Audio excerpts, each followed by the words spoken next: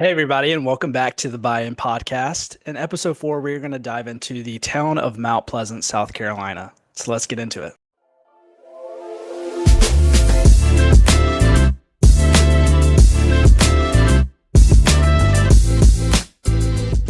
Alrighty, I hope everybody's having a good day so far. Today, I woke up with a spot. If you're listening, you can't see it, but I woke up with a spot right between my eyes on the top of my nose, and I'm not sure what it is, but we're just gonna roll with it today, and I hope it goes away soon. But today, we are going to be talking about the town of Mount Pleasant. As I mentioned in earlier episodes, that the Buy-In podcast, I want to talk about the different towns of Charleston because Charleston is so big, and Mount Pleasant is one of the most popular areas that Charleston has to offer. So let's get into a market snapshot and give you some stats with the town of Mount Pleasant. I like to break up Mount Pleasant as north and south. It is a very big area, and it's needs to be split up into, to be honest with you, to show the difference of what North Mount Pleasant's currently looking like and what the South Mount Pleasant's looking like.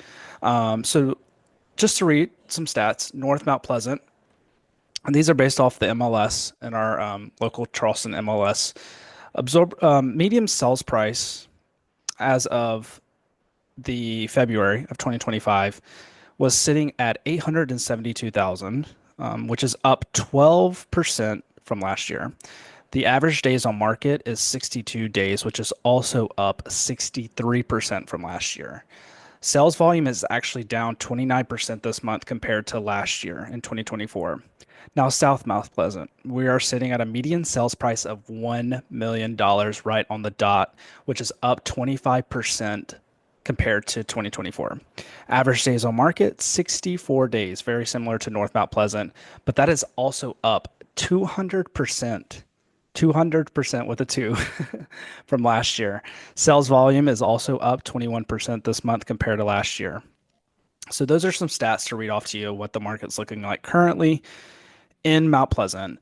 Now, if you were to say travel back to Mount Pleasant in 1970, you would find a town, a very, very small town with fewer than 6,200 residents, no waterfront parks, no Ravenel Bridge, no real plans for significant economic development. It was just a simple low country destination known for its mild climate, known for its fishing, its proximity to the beaches, and food. Now, fast forward to today, and the town has grown exponentially with a population of 95,000 and on record to get 1.42 million annual visitors a year.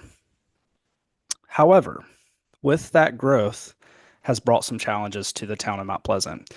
One of those including affordable housing, traffic, resource management, and in response, Mount Pleasant's leaders, current local leaders, have worked on solutions like road improvements, better emergency services, and preservation projects to better the town all together. So, I want to read to you guys today and doing some research for this episode into some of the town's top achievements that they were able to execute in 2024. And they came out with this in December as some of their accomplishments. So, number one, they added a 23 new electric vehicle charging stations around the town to encourage more sustainable transportation. And obviously, with electrical vehicles being more popular these days, it's adequate to add more charging stations. These stations are located at Town Hall and Memorial Waterfront Park, which we'll get into. So they were able to add 23 new charging stations. They had an online permitting system called Opal, and it's a new digital platform, streamlines the permitting process for planning, building, and construction projects, making it easier for residents and businesses. They launched a GIS hub, which GIS is, if you don't know, it's a platform that gives residents access to Mount Pleasant's infrastructure, zoning laws, other key town data, And it basically enhances the accessibility and engagement between town residents and what's going on in their area. Grants and appropriations. Mount Pleasant secured nearly $24 million in funding for key projects, including roadway improvements and the Shem Creek Sustainable Project, tree planting and preservation. Through the Canopy Restoration Program and Take Root Initiative, Mount Pleasant actually planted thousands of trees to start a long-term forest management plan, which I think was very necessary. There has been a lot of development in the past century in this town, and with that, that's taken up a lot of trees. And when you visit this place, if you ever do, if you haven't, you'll see that it's in need of that. So I think that was a good initiative that they put out. New fire trucks, two new state-of-the-art fire trucks were added to the fleet to improve emergency response capabilities. Some of their awards and recognitions, the town was recognized for its partnership with Wake Up Carolina, which helped reduce the opioid related overdoses by 40% in 2023. 6 Mile transfer facility expansion. This is a big one. They had a $35 million update to Vital Operations Center, improving waste management and expanding the town's public services. They also worked on their recreation facilities, which they're pushing for right now is a lot of amusement and recreation facilities. The town continues to invest in recreation with new amenities at the Carolina Park Recreation Complex, which is in North Mount Pleasant, and the Memorial Waterfront Park, including sports fields, walking trails, veteran memorials, things like that. And lastly, transportation and growth management. Several road improvements, including the 9.6 million Patriots Point Gateway project and the All-American Boulevard expansion, aim to manage traffic and future growth. If you live in Charleston, you know that Mount Pleasant does have an issue with traffic currently. Um, it's good to see that the town is actually addressing the issue and focused on improving it. But these things do not happen overnight, as we can all know. Now let's get into if you were to visit the area or even live in some of the places to explore in Mount Pleasant. So we mentioned this earlier, but Patriots Point um, is where you can tour a lot of national historic landmark ships, including the USS Yorktown. Hear about the stories of the country's bravest men and women at the Medal of Honor Museum. And Patriots Point also has lots of sports fields. So College of Charleston's baseball and softball play there, practice there. You have the Battery minor league soccer games held over there, and then Patriots Point also has a public golf course for people to go play golf. You have the waterfront district at Shem Creek, which is a very popular food and bev area. Um, this waterfront district at Shem Creek is local favorite with a lot of restaurants and bars featuring all of them have waterfront views of the Charleston Harbor and surrounding marshes. Um, you can enjoy a view closer. You can book a water adventure with paddleboarding, kayaking. People park their boats here to go to restaurants, which you're able to do. It spans 200 feet long. So that's Shem Creek. You have Boone Hall, which sits in North Mount Pleasant. And Boone Hall is where you can explore some of the Gola history in Charleston while engaging in preservations with the plantation. Um, you learn about the history and the progress of Black Americans toward the colorful gardens and antique roses. They have produce stands over there, as well as the sweetgrass basket overlay sits near Boone Hall. Um, and they actually, they just started a couple of years ago, Boone Hall Fright Nights. So in October during Halloween, they have a haunted house that you can go through, which is really cool. I've done it before. You have Pitt Street Bridge, which is going back to a little bit closer towards Shem Creek and South Mount Pleasant. It was once a trolley bridge that connected Sullivan's Island, one of the beach towns, and Mount Pleasant. It does not do that anymore, but the Pitt Street Bridge is now a site for recreation and relaxation. People fish off the pier. You can kayak through the Charleston Harbor and kind of get a glimpse into Old Village, which is a neighborhood in South Mount Pleasant. And then you have Memorial Waterfront Park. It is called the crown jewel of Mount Pleasant. Memorial Waterfront Park is more just than an average park. It's located under the grand entryway to the town at the base of the Ravenel Bridge. So the Ravenel Bridge connects Mount Pleasant to downtown. And this park has a lush lawn, perfect for family picnics, is nautical themed, serves ice cream, has beautiful views of the Charleston Harbor. It's you can you can also fish here as well. So it's a really great park to go and enjoy. These are some of the things that many people, when they go to Mount Pleasant to visit or even live in the town, they still go to these places just to get away from work, um, just to enjoy life, be around family, things like that. So within these, let's switch over to some of the neighborhood spotlights that I want to go into. It Mount Pleasant is known for it is very suburb, so it's known for many of neighborhoods. So I won't go into all of them today, but I wanted to highlight some key ones that I think have made an impact into this community and are some of the most luxe real estate you can find in the suburbs of Charleston. So the first one I wanted to go through was Old Village. It is one of the most established neighborhoods in Mount Pleasant. It is really known for its historic charm and oak-lined streets, waterfront views. It's a mix of historic homes and also thoughtfully designed newer construction with properties that feature very classic Lowcountry architecture. Some of the highlights and amenities around this neighborhood would be the Pitt Street Bridge. Shem Creek is very close, and then it has a lot of shopping and dining options. Um, so that is Old Village. I will be honest, there aren't many properties you can find under, I would say, 8 to 900,000, even a million in this area. It's different in its fact that it's not as super planned as some of the other neighborhoods we'll talk about because of its history, but the homes in there are just gorgeous.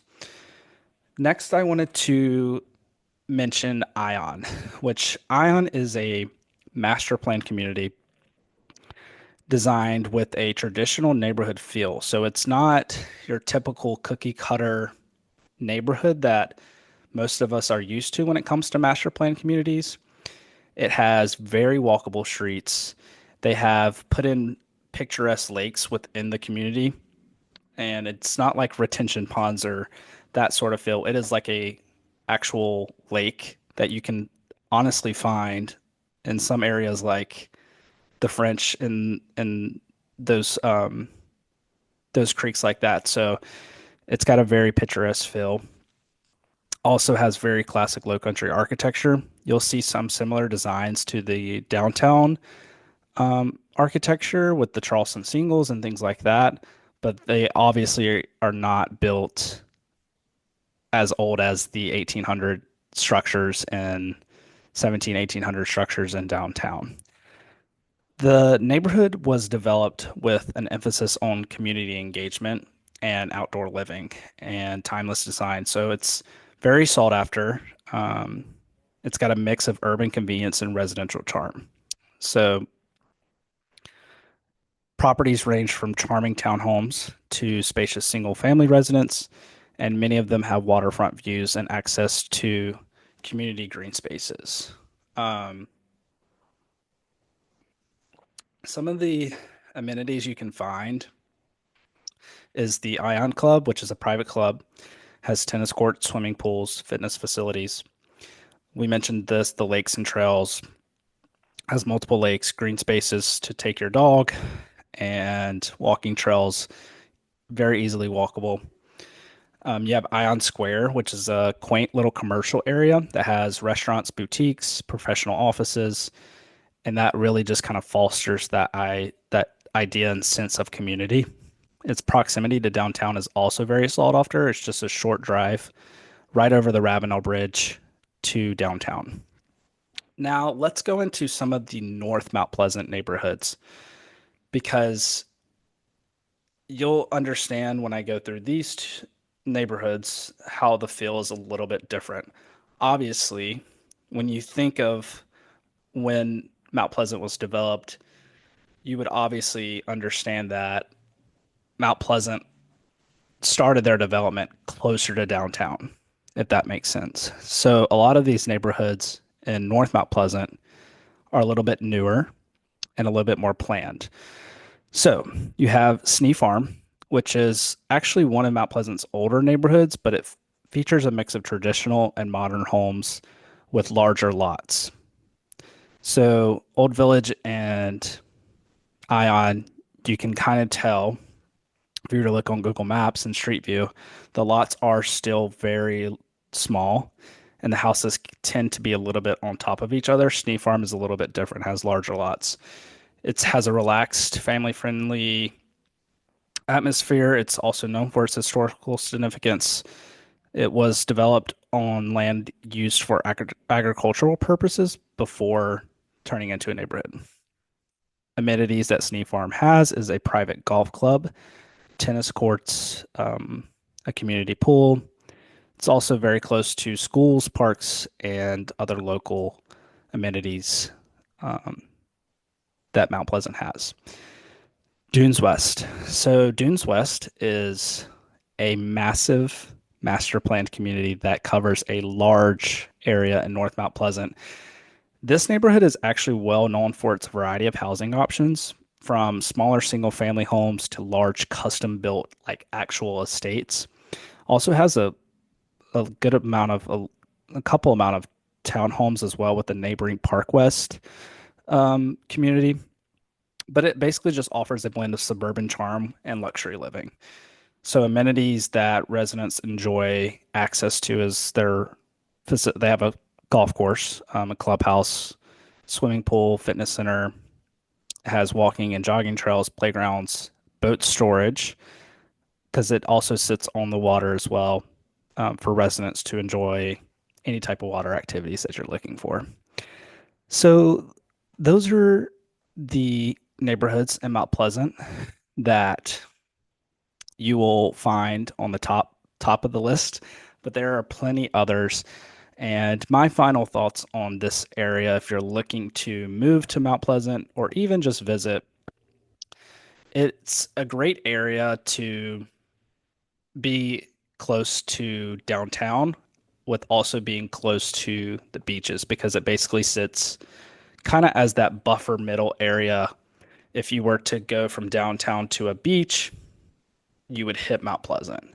And so it also has a lot of commercial, a little bit more commercialized than downtown with its grocery stores, malls, and shopping and things to that sort. So it basically has all of what you need with being close to the beach and close to downtown. And that's what makes Mount Pleasant so popular to people that are looking to move to the Charleston area.